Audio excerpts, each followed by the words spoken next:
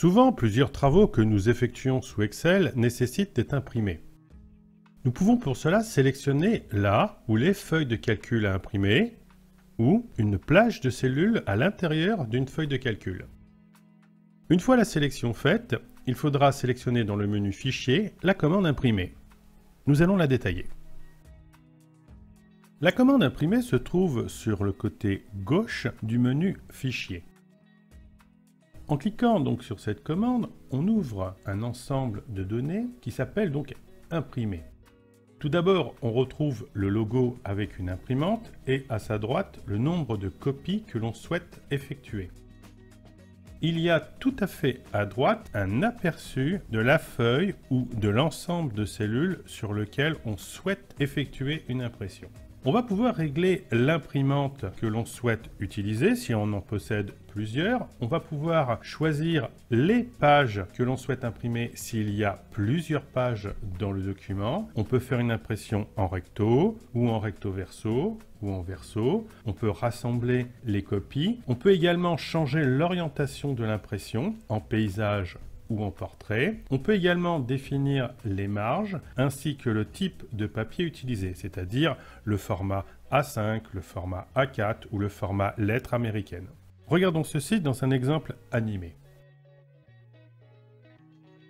Reprenons notre classeur qui s'intitule base de démo.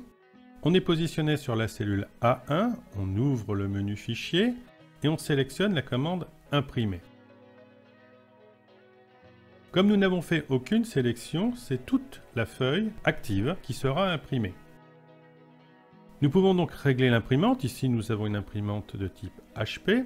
On peut ouvrir la liste et voir qu'on peut disposer d'autres imprimantes, éventuellement même de fax ou de fichiers de type PDF. On peut d'ailleurs, sur le lien propriété de l'imprimante, faire des réglages directement avec l'imprimante en cours d'utilisation. C'est la boîte de dialogue de l'imprimante qui s'affichera dans ce cas-là.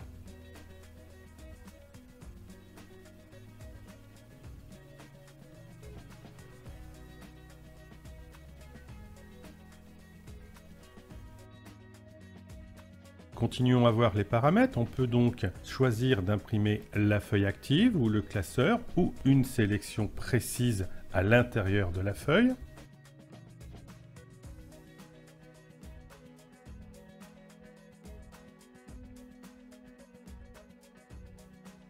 On peut indiquer les numéros de pages que l'on souhaite imprimer, de telle page jusqu'à telle autre page, par exemple de la page 1 jusqu'à la page 4.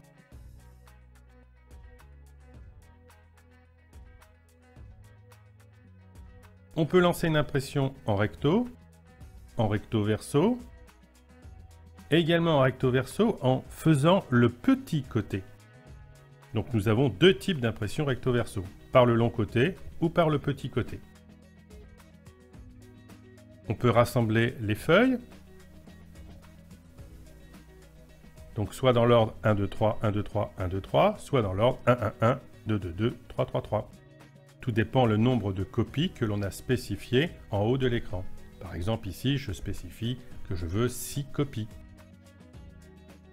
Je vais revenir à une copie.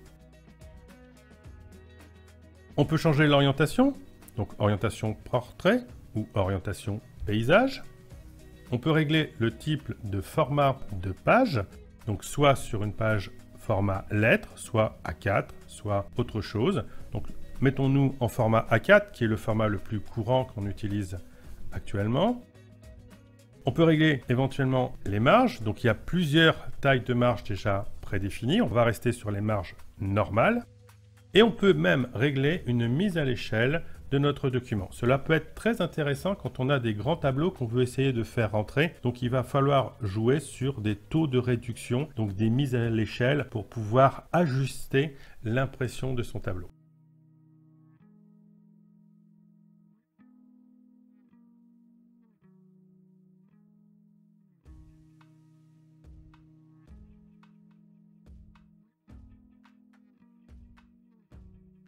Par défaut, c'est la feuille entière, donc la feuille active, qui est imprimée. Mais nous pouvons très bien définir une zone d'impression à imprimer à l'intérieur de cette feuille active.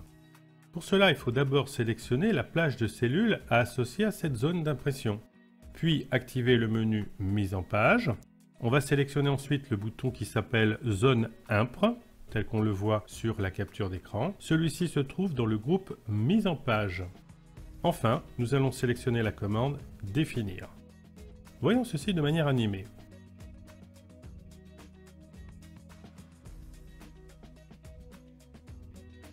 On sélectionne un ensemble de cellules, ici de A3 jusqu'à B7. Menu Mise en page. Dans le groupe Mise en page, on trouve donc le bouton Zone Impr, puis la commande Définir. Nous allons donc définir cette plage de cellules comme la zone d'impression.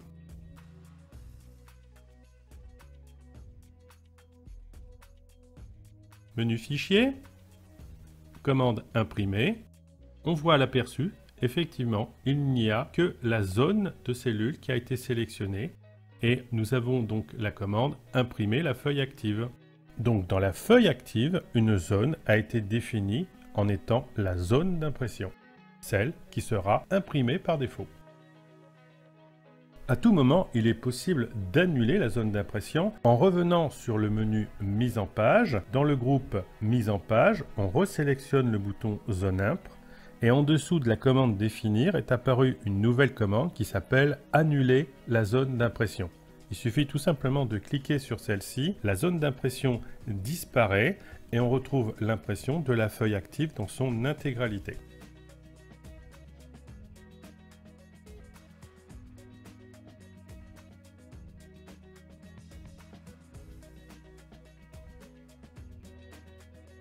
Il n'est pas toujours nécessaire de définir une zone d'impression.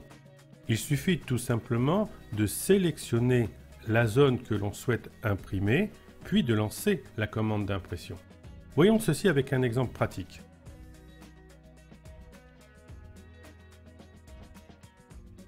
On sélectionne dans notre feuille de calcul la zone de cellules correspondant à la convention A09, c'est-à-dire donc de A15 jusqu'à B20. Menu Fichier, commande Imprimer. On voit dans l'aperçu l'ancienne zone qui avait été définie comme zone d'impression. Dans les paramètres, je vais demander la commande Imprimer la sélection.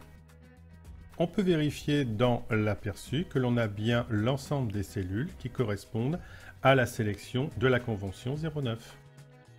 Je confirme en cliquant sur le bouton Imprimer et j'aurai donc l'impression uniquement de cet ensemble de cellules.